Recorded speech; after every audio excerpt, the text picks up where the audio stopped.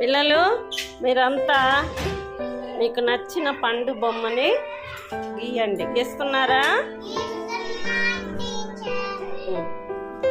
చక్కగా గీయాలి.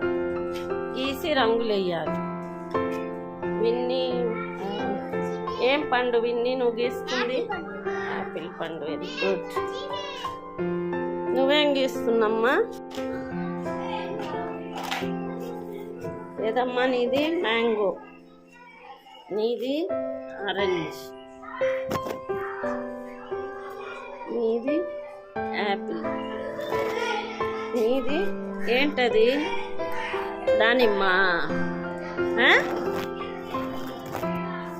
సరిగ్గా వేయాలి. నీది దానిమ్మలో. నీది కూడా దానిమ్మ.